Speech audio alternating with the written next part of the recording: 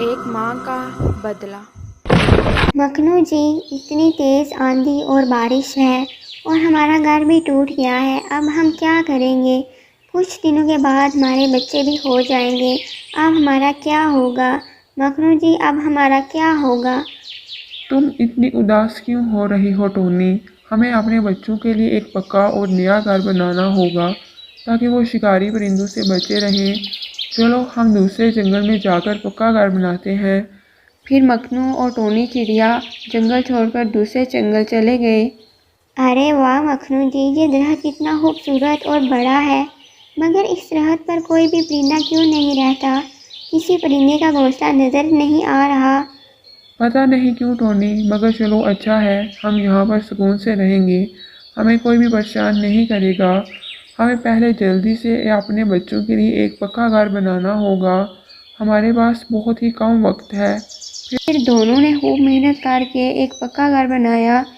इसी जगह पर एक नागिन रहती थी जो बहुत ही गुस्से वाली थी।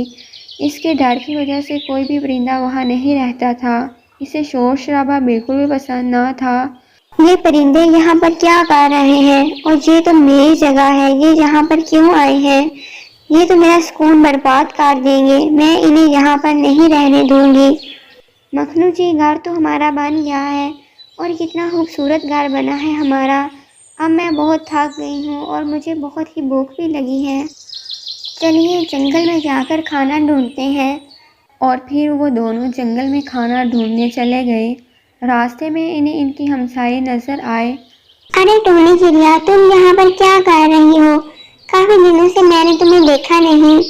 अरे बहन, उस रात की आंधी और तूफान ने हमारा घर तोड़ दिया था, इसीलिए हम दोनों इस जंगल में आ गए हैं।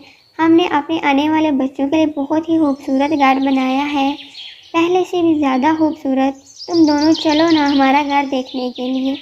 नहीं टोनी चिड़िया, हम दोनों फिर कभी आएंगे। अभी हमें एक ज़रूरी काम करने के लिए जाना है। जब तुम्हारे बच्चे होंगे तब हम ज़रूर तुम्हारे बच्चे और तुम्हारा घर देखने आएंगे। इधर नागिन ने इनका घर तोड़ दिया था। ये मेरा इलाका है और यहाँ मेरे अलावा और कोई भी नहीं रह सकता। इनकी हिम्मत भी कैसे हुई यहाँ पर अपना घर बनाने की, और मुझसे पूछा भी नहीं। इनका यही अंजाम होना था। अब मैं देखती हूँ ये दोनों यहाँ पर कैसे रहते हैं। मैंने इनका घर तो तोड़ दिया है। नागिन इनका घर तोड़कर बहुत खुश हुई।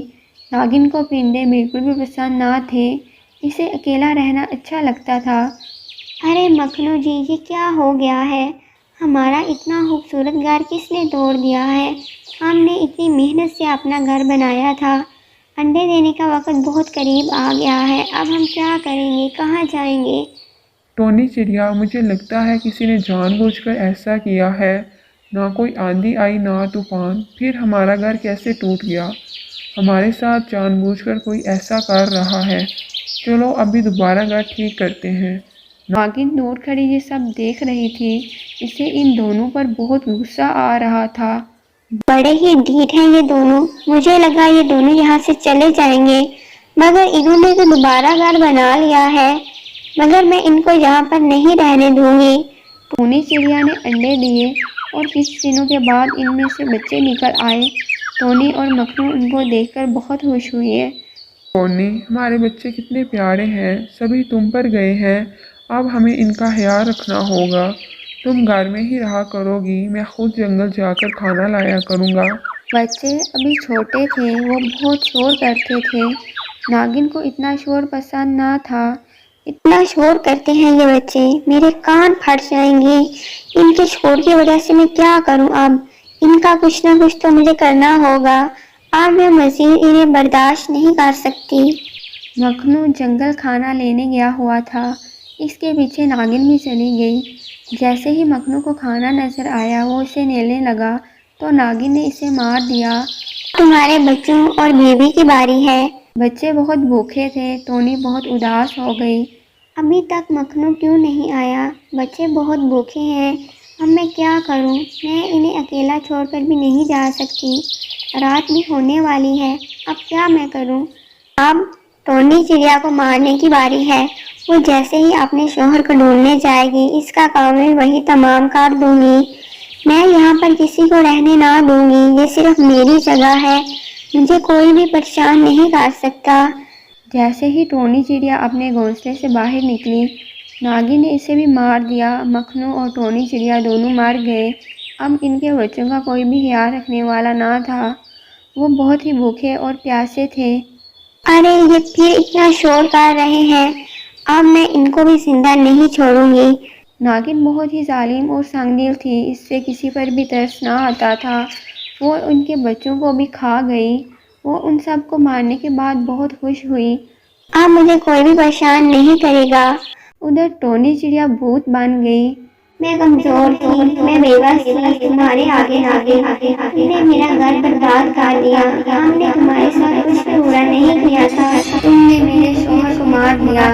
तुमने मेरे मासूम बच्चों को निगल लिया। देख नागिन, मैं तेरे साथ क्या करती हूँ। अब एक माँ का बदला लेगी। भूत बनी टोनी नागिन के पास आई। नागिन इसे देखकर बहुत खौफजदा हो गई। तुम कौन हो और यहाँ क्यों आई हो? मुझे कुछ मत करना, मैंने तुम्हारा क्या बिगाड़ा है? तुमने मेरा घर बर्बाद कर दिया, मेरे बच्चों को निगल गई, मेरे शोहर को मार दिया, मुझे मार दिया। अब मैं भूत बन गई, मैं अपना बदला लेने आई हूँ। तुझसे जालिम नागिन। तुम टोनी चिड़िया हो, तुम भूत कैसे बन गई?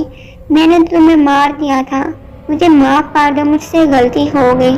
मुझे ऐसा नहीं करना चाहिए था तुम्हारे साथ।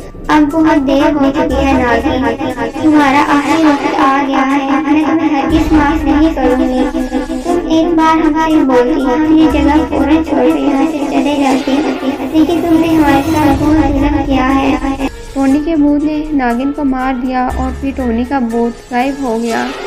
कहानी खत्म।